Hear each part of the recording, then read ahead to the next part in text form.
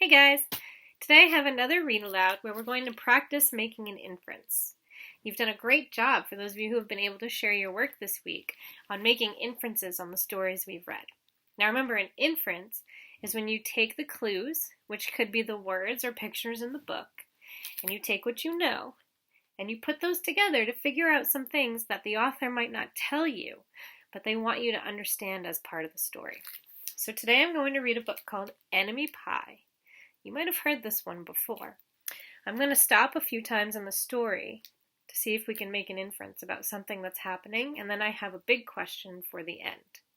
All right, Enemy Pie.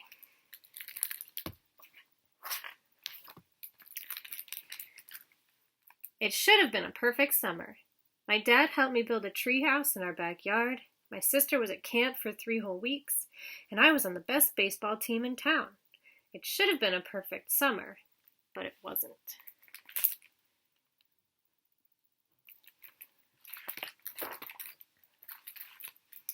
It was all good until Jeremy Ross moved into the neighborhood right next door to my best friend Stanley. I did not like Jeremy Ross. He laughed at me when he struck me out in a baseball game. He had a party on his trampoline and I wasn't even invited, but my best friend Stanley was. Jeremy Ross was the one and only person in my enemy list. I never had an enemy list until he moved into the neighborhood. But as soon as he came along, I needed one. I hung it up in my treehouse where Jeremy Ross was not allowed to go.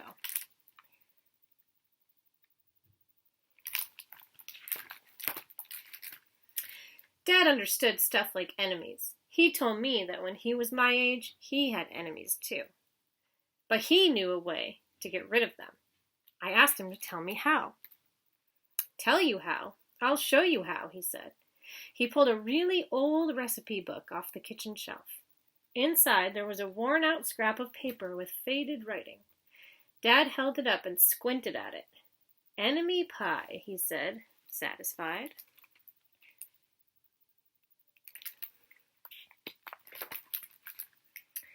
You may be wondering what exactly is in enemy pie.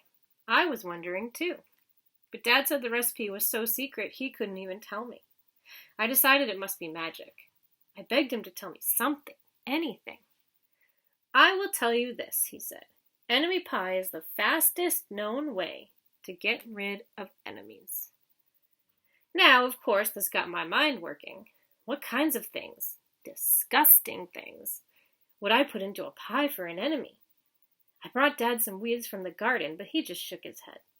I brought him earthworms and rocks, but he didn't think he'd need those. I gave him the gum I'd been chewing on all morning. He gave it right back to me.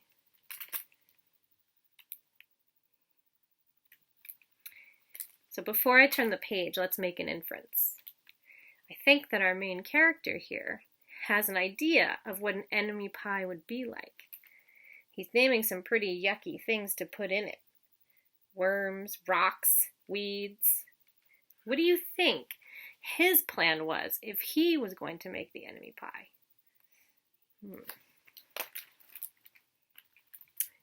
I went out to play alone. I shot baskets until the ball got stuck on the roof. I threw a boomerang that never came back to me.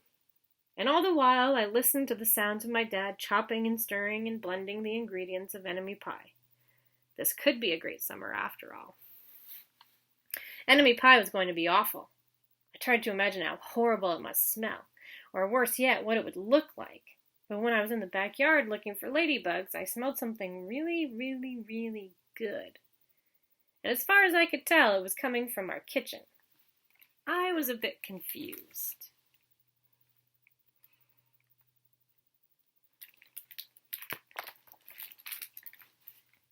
I went in to ask Dad what was wrong. Enemy pie shouldn't smell this good. But Dad was smart. If enemy pie smelled bad, your enemy would never eat it, he said. I could tell he'd made enemy pie before. The buzzer rang, and Dad put on the oven mitts and pulled the pie out of the oven. It looked like a plain old pie. It looked good enough to eat. I was catching on. But still, I wasn't really sure how this enemy pie worked. What exactly did it do to enemies? Maybe it made their hair fall out? Or their breath stinky? Maybe it made bullies cry? I asked Dad, but he was no help. He wouldn't tell me a thing. But while the pie cooled, he filled me in on my job.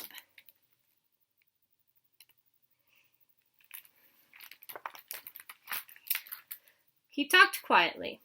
There's one part of enemy pie that I can't do. In order for it to work, you need to spend a day with your enemy. Even worse, you have to be nice to him. It's not easy, but that's the only way that enemy pie can work. Are you sure you want to go through with this? Of course I was. It sounded horrible. It was scary, but it was worth a try. All I had to do was spend one day with Jeremy Ross. Then he'd be out of my hair for the rest of my life. I rode my bike to his house and knocked on the door.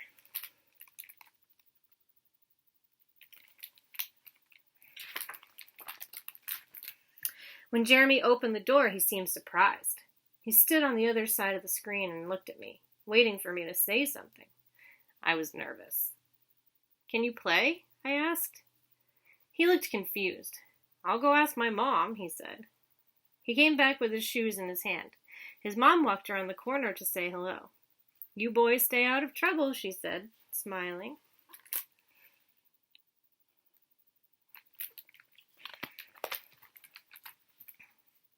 We rode bikes for a while and played on the trampoline. Then we made some water balloons and threw them at the neighbor girls. But we missed. Jeremy's mom made us lunch. After lunch, we went over to my house. It was strange, but I was kind of having fun with my enemy. He almost seemed nice. But of course I couldn't tell Dad that, since he had worked so hard to make this enemy pie. Jeremy Ross liked my basketball hoop. He said he wished he had a basketball hoop, but they didn't have room for one. I let him win a game, just to be nice.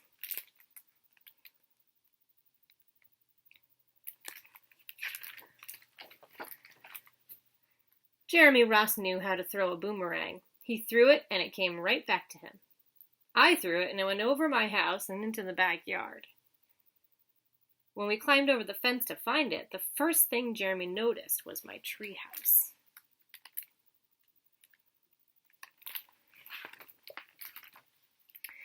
My treehouse was my treehouse. I was the boss. If my sister wanted in, I didn't have to let her. If my dad wanted in, I didn't have to let him. And if Jeremy wanted in... "Can we go in it?" he asked. I knew he was going to ask me that.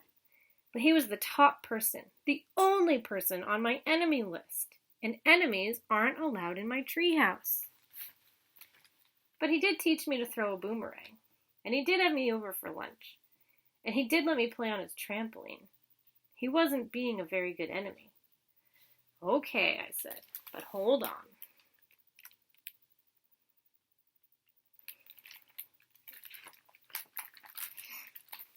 I climbed up ahead of him and tore the enemy list off the wall. I had a checkerboard and some cards in the treehouse, and we played games until my dad called us down for dinner. We pretended we didn't hear him, and when he came out to get us, we tried to hide from him. But somehow he found us.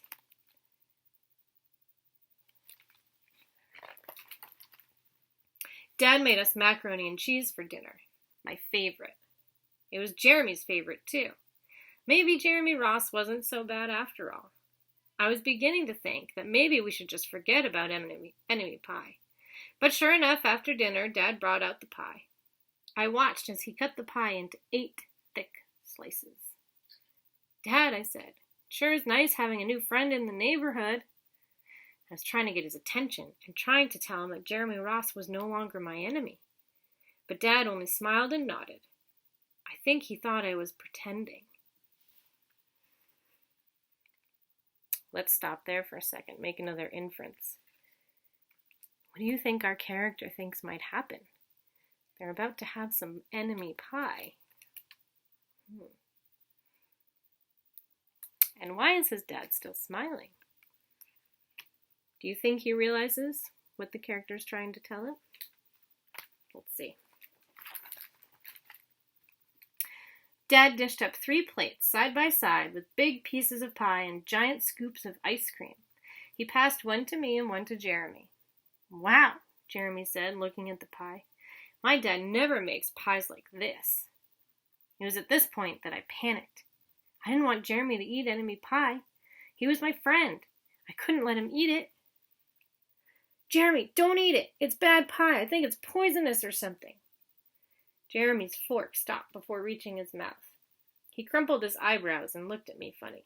I felt relieved. I had saved his life. I was a hero.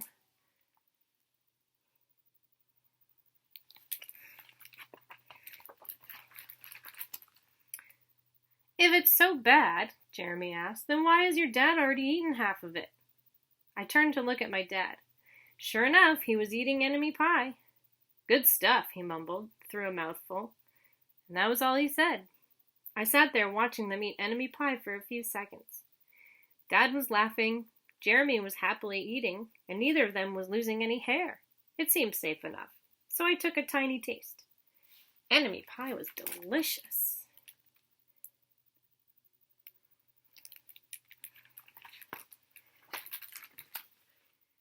After dessert, Jeremy rode his bike home, but not before inviting me over to play on his trampoline in the morning. He said he'd teach me how to flip. As for enemy pie, I still don't know how to make it.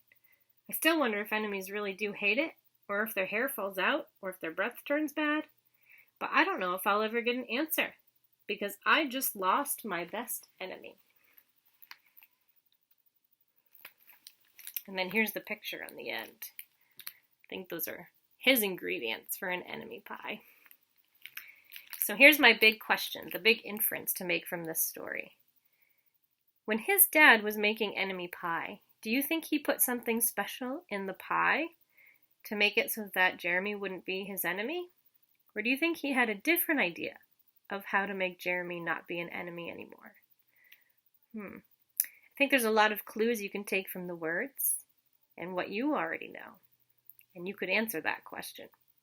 I'm going to post it on Seesaw, or you could write in your journal at home, and I'd love to see what you think.